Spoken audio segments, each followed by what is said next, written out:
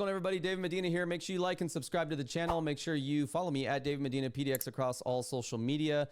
Welcome to the first Capital Check-In segment. I wanted to do this segment ever so often so I can connect all of you with our GOP leaders in Salem. And if I have a lot of followers who are not, Republicans, are not registered Republicans. Maybe you're independents. Maybe you're not affiliated. Maybe you're just libertarians. I don't know. But my goal here is for you to get to know the people who are battling the Democrat machine that is just destroying the state in Salem, to better connect everybody and get to know them a little bit. And today's guest is Senator Daniel Bonham. He is out of Senate District 26, and that encompasses rural Clackamas County, parts of Wasco, Hood River, and East Multnomah counties. Senator Bonham, thanks for joining us, man. How are you doing today? I'm okay. How are you, David? I'm good, man. I appreciate you joining me. And, I wanted to do this Capital Check-In every other week, and I'm super grateful that you've joined me, that you've agreed to do this. I hope to get other people involved, especially on the House side, but there seems to be this in Oregon, just kind of a little bit of a disconnect between, I guess you could say, grassroots and politicians. And I don't want to get into all the details on that, but I think we can all agree that we need to come together for 2026. And it's one of the reasons why we're doing this. I think that there are a lot of really good people in Salem: Bruce Starr, you, Senator Thatcher, a lot of people over on the House side, Ed Deal, the new guy, Juncker, just to name a couple. I'm a big fan of a lot of you guys over there, and I just think that more people need to see that you guys are fighting, even though we're in the minority here in the state, and the Democrats control pretty much every branch of government, and we still have some Republican fighters in Salem. And so I think the people need to, more people that really aren't involved in politics, I've noticed, follow us. And I think it's good that you've come on and you've kind of agreed to just let the people know what's going on in Salem and let them know what their elected representatives are doing. So there was a vote by mail hearing yesterday on Senate Bill 210. I know that Senator Thatcher and Senator Brock Smith were part of that. How much were you part of that? Do you agree with that push? And how did it go yesterday? So I serve on the Rules Committee. I didn't weigh in on the bill in terms of sponsorship, but I sit on the committee. I listen to the testimony. It's always fascinating when you see grassroots activated, right? Who does a better job at turning people out is half the battle. And, whether we're talking about elections or we're talking about policy making here in Salem, that, ability to drive movement and have people show up in force. Yesterday, we were teasing Senator Brock Smith. He pretty proud of himself. He broke OLIS, the Oregon Legislative Information System, yesterday. Like, you could not even look at testimony because there were 15,000 pieces dropped on that bill alone. Yeah. In committee, I went through, just quite simply said, okay, there's 17 per page. If I scroll down, how many times do I have to click to get through the people that are testifying? I counted the opposition. I counted the support from my district. You can summarize by location. So I went through all the cities that I know to be in my district. And then some of them are vague. People say Portland. I guess they could mean surrounding areas. But if you think of Portland as a population, it's less than 10% of the total population of the state. Portland proper is only 700,000 people in a state with 4.2 million, and 3,000 pieces of the testimony yesterday from Portland alone. So when you've got 40% of the testimony coming from one district, it's not surprising that you would have overwhelming opposition. The district, Multnomah County, Portland, that elects, Governor Kotek to the tune of 73%, though. This is what's fascinating, David. If you looked at the latest DHM poll, her approval rating in Portland is only 42%. So she's lost ground in her home base. But still, when it comes to some of these, basic core tenets of liberalism, vote by mail being, a major divide between, election integrity and then, the drive to want to include everybody. The pro-democracy, we want everybody to be involved. I agree. Like, if you have the right to vote, I want you to vote. I don't want you to vote twice. I don't want you to grab somebody else's ballot. I don't want you to commit fraud. I don't want you to vote if you're a non-citizen. I don't want you receiving a ballot, even if you're not still living in the state and an active participant taxpayer of the state. There was one testimony yesterday from New York City. Someone said, I love vote by mail in Oregon. I'm still voting. And I can't wait to move back to my home state someday and continue to participate. And I thought, oh my goodness, somebody who's living in New York, most likely paying taxes in New York. I'm curious if they're registered to vote in New York, but it's on there. It's on OList. You can look at it. Yeah. But anyway, it was fascinating to see who showed up, who said what. The most interesting comment in the entire committee hearing was, this is anti-democratic. This is anti-democracy, and shame on you for putting this forward. It is a referral to a vote of the people. Yeah. There's nothing more democratic than asking the people to vote for something. Yeah. Did you see? So two things. One, I know it's not a secret that a lot of Republicans in Oregon get discouraged by the voting system, and so much discouraged that 126,000 of them or so sat out in the 2022 election, and Christine Drazan only lost by about 60,000 votes. We have Republicans sitting out here in the state. What do you think is the reason for that? And I mean, a lot of them, from what I hear, is they don't trust the system. They don't trust that their vote counts. That's a big problem. But we can't just sit out. We can't just sit out of elections and just hand it over to the Democrats without even doing anything as little as just voting and just doing your part. And so this vote by mail stuff has a lot of hoops to jump through. It's got a long battle ahead of us. Most likely, probably not going to happen. So if we're left with vote by mail in 2026, I mean, what do you tell Oregon Republican voters? I know that this fired a lot of them up. I had a lot of messages that were saying this is awesome that Republicans in Salem are actually listening to us and, trying to push this through, even though it might not ever become a thing. It's nice to see them listening to us and fighting for us. But if we're left with that in 2026, I mean, what would you say to, Oregon Republicans or independents that are, and even some moderate Democrats that I know that are not happy with what Democrats are doing to Oregon? What would you say to them for 2026? Well, there's a lot to unpack with what you just put forward. I think first and foremost, the concept of I'm glad Republicans are finally listening. I believe if you went back the last 7 years, that exact bill has existed every year. Yeah. And this is just the first time that a Democrat chair gave us a public hearing. And I would question whether or not they gave us that public hearing thinking that they were going to embarrass us, right? Yeah. Like we're going to overwhelm them with opposition. People love their, mail-in voting. And so we'll give them their hearing with their kind of connection to election integrity, but ultimately we know we'll win. So we'll give them this public hearing and embarrass them. I'm not sure that that's not what the Democrat chair thought when allowing for this public hearing to move forward. I want to backtrack to your intro, and you said Democrats control nearly every aspect of state government. No, they do. Like they control every aspect, every branch. There's not a single branch of government right now that the Republicans have control over. They outnumber us 5-1 congressionally. They outnumber us 2-0 with the U.S. Senate, the governor, the treasurer, the secretary of state, the AG, the bowling commissioner, everything. Yep. Go to the judiciary. David is the same, right? Like I went into a Supreme Court where I thought I was going to get a fair chance, and I found out that we've got a kangaroo court. Like it is a political animal and not people that are simply, weighing the law. And so these challenges are multifaceted, they're multi-pronged, they're nuanced. And so how do you overcome them? Mm-hmm. I think first and foremost, brand matters. I think we're trying to bring people back to some very core principles of what it means to be a Republican. We are limited government people. We are local control people. Yeah. We are freedom-minded. We are liberty-minded. And quite frankly, I think there's a lot of people in this state, especially younger generations, that have been told who they are. Mm-hmm. And when you actually get into the conversation of how do you think about this, I remember I had a group of students that were in my office, and they were advocating for how to spend money within the framework of education budget. And I said, well, we're about to pass this commercial activity taxes a couple years back, and we're going to raise $2 billion, and we're going to tell you how we should spend it. Do you think that's right? Or do you think you would have a better sense of how to make those dollars go farther in your local district? And of course, to a T, they all said, no, we want to spend the money. Don't tell us how to do it. Let us spend the money. We'll spend it wiser than you.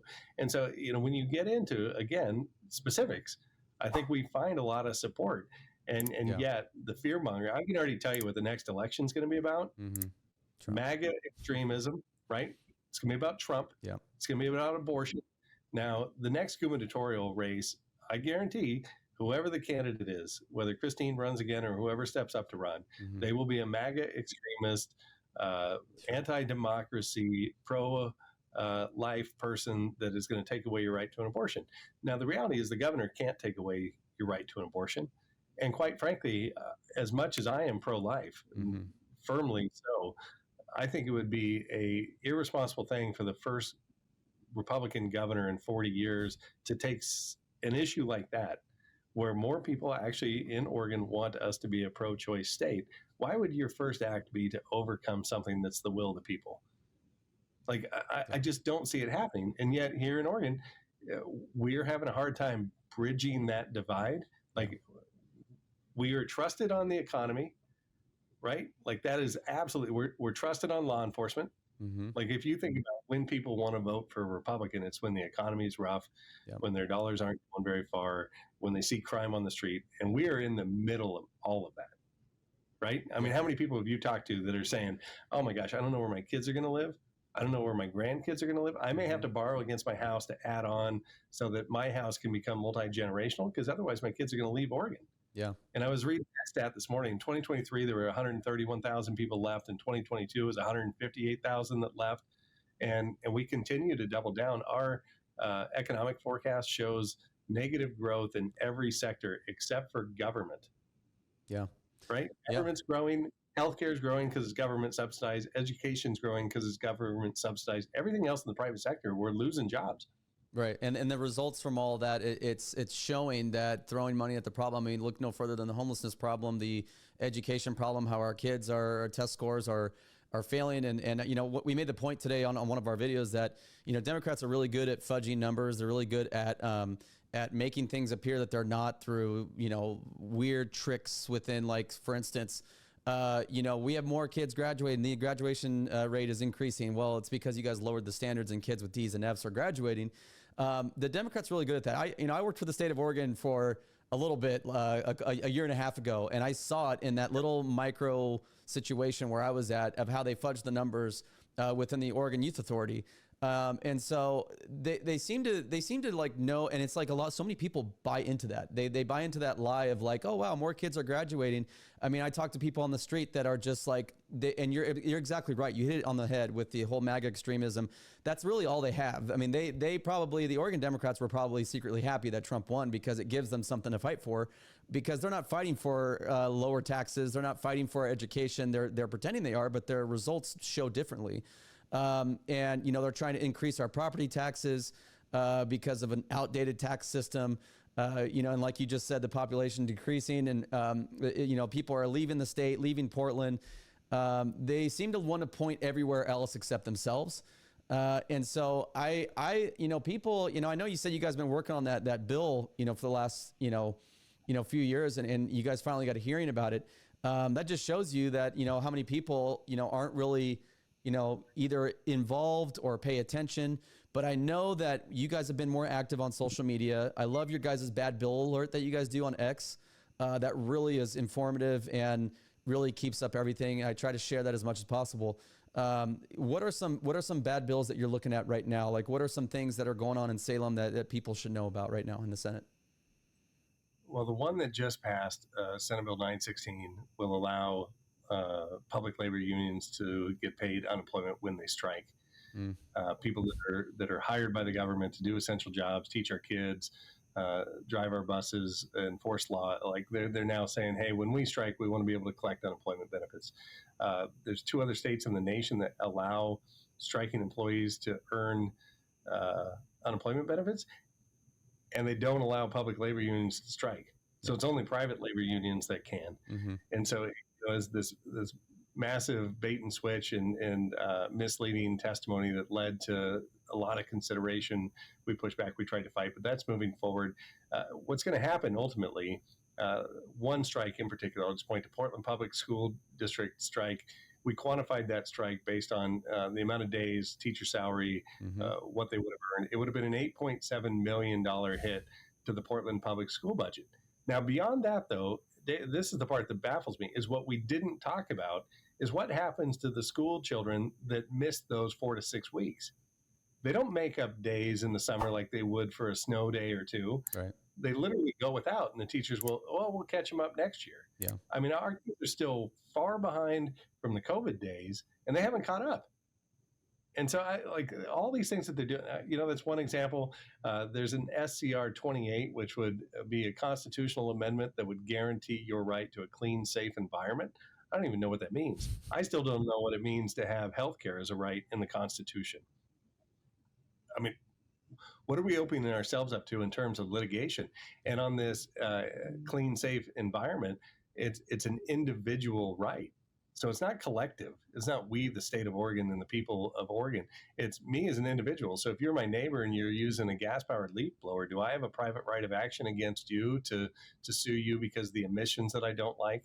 If you've got chickens and all of a sudden I find a rat in my backyard, do I blame you because you don't clean your chicken coop and now I get to come at you with a law? Like, it's a terrible idea. Yeah. And there's a bunch of them. They've got an omnibus gun bill that's offensive to everybody that's a law-abiding gun owner, and they do all these things in the name of a perceived threat from somebody, quite frankly, that for the most part has a mental health issue. And instead of treating that problem, which is something that we've been begging the state to do, when people passed Measure 110, they weren't saying decriminalize drugs. I don't believe that for a heartbeat. What they were saying was fund these programs that will get people off of drugs. Give them treatment. Don't send them to jail. Give them treatment. And instead of doing that, we passed this decriminalization. We invited a bunch of drug users from around the nation to come to Oregon and make this their domicile so they could use safely and cleanly and freely. We've done this stuff to ourselves, and then we look around and say, well, who did this to us? Oh, the Democrats did. Who's going to solve the problem? Oh, the Democrats have just told us they've got the solution to the problem they created, and we let them do it. And so at some point, people will wake up. I will say earlier you said, what's the disconnect between politicians and the people? Yeah. I think it's funny. I still don't think of myself as a politician. I've been doing this 7 years. Yeah. And one of the things that when I first got into office, a couple of friends of mine said, you should write a book and tell people how to get into this. Like, what did you do? Did you have some pedigree? Did you have some background? Did you build a resume? And so I started a podcast where I interviewed fellow legislators and just talked about how did you find the legislature? How did you get into office? Yeah. And everybody's got a unique story. Like, nobody did the same thing. Some people did run for dog catcher and then run for the port commission and then run for the city council, become mayor, become county commissioner. And then some people did that. Yeah. But most of us, honestly, kind of fell into it. Yeah. And so this disconnect, I think, is perceived more than it's real. Well, it's definitely real, but it's not exclusive to Oregon. I mean, this is in every state. Like, this is in every state. There's always some kind of disconnect between the grassroots, because the grassroots wants their politicians to be like super hard on everything. They don't really, the grassroots I've noticed don't really understand politics on how the political process is. And a lot of you guys have said in the past, you don't really, you wish it was more transparent. You wish there was more people fighting for the people like Republicans do. And so, when you got, just like what you said in the beginning with the pro-life issue, I mean, a lot of grassroots Republicans will go, well, no, I'm pro-life, so I'm never going to support Senator Bonham. I'm like, well, you really don't understand the demographic and the voter demographic in Oregon then, because if you have that attitude, you will never win elections here. You have to reach the independents. You have to reach the moderate Democrats. You can't be a single issue voter here in states like Oregon. And, I know a lot of you guys. I mean, I know Bruce Starr. I mean, I know he's a Christian man. He's got good principles, good morals. And a lot of people, so that disconnect, and I feel like it's on both sides too, where it's like the politicians don't, they don't know sometimes. I'm not talking about you specifically. I'm just saying some Republicans don't really know how to connect with those grassroots and explain that stuff to them. And so I think, I know you guys, I know the people in the grassroots, all great people, man. And I think we could really put this thing together. And I tried to convince people in 2022. I know Christine Drazan wasn't your favorite out of the 1,000, Republican candidates that ran in the primary, but she is a lot better than Tina Kotek, and we have to come together. And there was just so much pride and stuff on with so many different groups. And so I want to find a way how we can all bring this together and really win the state back. And we're not going to get everything we want, from like, people, whoever our primary person is. They're not going to come in and just do I get that. And I'm pro-life too. A lot of people don't get that though. So, I mean, what needs to be the messaging, or what needs to be done basically for us to have a chance to bring as many people together in 2026? Yeah, I think, look at Senate Bill 210 as a microcosm, right? The ability of our opposition to just empower their grassroots. And if you look through who testified, so many of these folks are Democrat PCPs back in their home community. Like the people that I knew from my district that I'm looking at, I know all these names. Like these are all the local activists from the opposition party that are lined up, got the word out, and they showed up. And so first and foremost, we've got to have better ideas. It's been fun. I do feel like this session, we've done a better job. Our comms teams, both in the House and the Senate, have been doing a great job of saying, here's their stated problem, here's their stated proposed solution, and here's how we would do it differently. And that's been helpful. I think we've got a lot of positive feedback from folks on that. But to your point, like a lot of it is we lack the infrastructure to connect the grassroots to this legislative body, and then in between. We don't have a layering like the opposition party has. The Democrats, built the supermajority on the back of a labor union infrastructure that is equipped to engage and in mass, right? Like they can turn out 15,000 people to go knock doors this weekend if they have to go win a campaign, and we just don't have that apparatus. So some of it is inherent into who we are as people. I remember when I first threw my hat in the ring, it was an appointment process, and the local PCP chair said, who the hell are you? And how do we not know you? Yeah. And like, where did you come from? Like, you're articulate, you're saying things that resonate with me, and, you've never been involved in politics. And the reality is, I think that's most Republicans. Yeah. We work, we worship, we have families, like we're engaged, we're volunteering, we're very active in our local communities, but we're not necessarily politically inclined. I could have told you 2 legislators when I was appointed, my state rep and my state senator. And interestingly, both John Huffman and Ted Ferrioli at the time were resigning to take other jobs. So when I came into this building, I didn't know anybody. Yeah.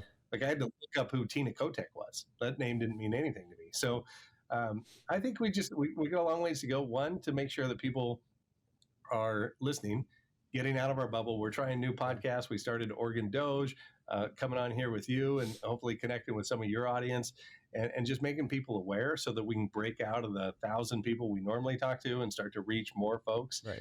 That's the first one. Getting the moderate folks to pick a side.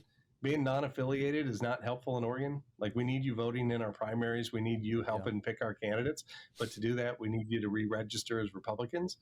And just because you re-register as a Republican doesn't mean you affirm every last Republican idea, but it means that you want to participate in our politics and make sure that we're putting candidates forward that you could be proud of. So we need to get those people involved in our primaries. And then again, it's going to be continuing to message that people actually hear our ideas and don't allow someone to put a picture of Donald Trump up next to my face and say Donald Trump equals Daniel Bonham and Daniel Bonham equals Donald Trump. Well, that's not true. That's not fair. So they did that in 2022 with Christine Drazan. They're going to keep doing it because they know it works. But I think if we have a good messaging, if you guys have a good messaging strategy, you guys keep killing it on your comms and everything, I think you guys can push through that. Because I mean, if the country can push through it and reelect Donald Trump for a second term, and they can see through all the Democrats' lies, I think we could kind of replicate that same plan here and push messaging. And we don't have to like be disingenuous about it, but I mean, we're talking about Oregon here. This is not about Donald Trump. This is not about Elon Musk. This is about Oregon and how the Democrats have failed us over the past 4 decades that they've had power. So man, I appreciate you, Senator Bonham, coming on with us, man. And how can people, get engaged with you guys, with the GOP, the Senate caucus, and just what you guys are doing in Salem? How can people connect with you and participate? Well, first off, all of our emails are sen.firstname, at oregonlegislature.gov. More than willing to put out my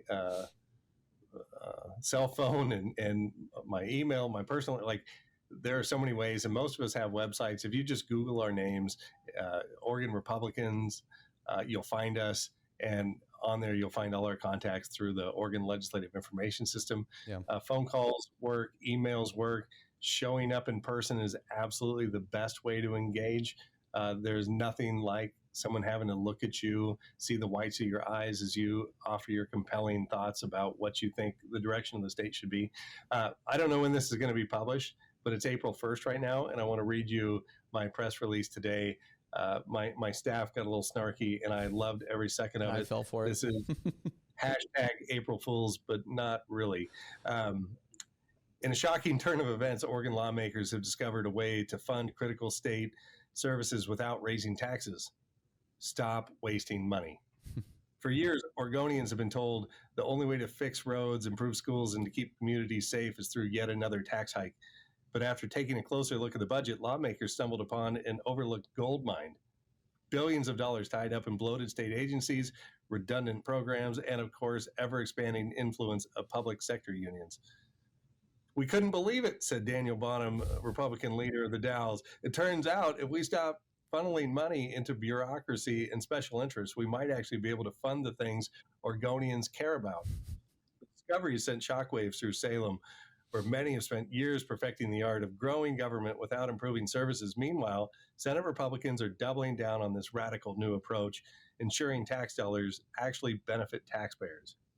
We know it's unconventional, said Bonham, but we owe it to Oregonians to at least try this living within our means experiment. Who knows? It just might work. Stay tuned for updates, assuming this idea doesn't mysteriously disappear into a task force that never actually meets. Appreciate my staff and having some good humor. It is tough, I'll tell you. We're relentlessly beaten down here by opposition party and our own party that thinks we're not doing enough. You listed about 6 people of 30 plus I could name that are here with the right motivation and a desire to actually make Oregon livable again, and not just for us, but for the posterity of Oregon for generations to come. So please do engage with us. I'll do a better job. I'll get you a link that maybe we can throw up that says email this number or call these numbers. But really, we do need people to plug in and engage. So I thank you for letting me come on and share some time. Well, I appreciate it. I hope that this can be a regular thing just because there's so many issues here in Oregon that need to be talked about. And I think having someone who is not in Salem, who kind of mingles with the grassroots, and having someone like you who is on the ground in Salem talk about these issues, I think can be really beneficial. So we hope to see you back on. And by the way, we're talking about building trust here with everybody, with you guys in Salem and us. And you get me with this April Fool's joke because I texted you a picture of that. All I saw was breaking, and I saw the first line, and I was like, I'm so caught up in these Democrats, raising taxes, and I'm so so emotional with that I saw breaking, and I saw that you guys found money, and I was like, wait a minute. I sent you a picture of that, and you're like, ha, April Fools. I'm like, dude, these guys, man. That was good. You got me on that. So, Senator Bonham, thanks for joining us, man. And I hope to hear from you soon. And thanks for fighting for us down there in Salem. Thank you, David. Appreciate the time.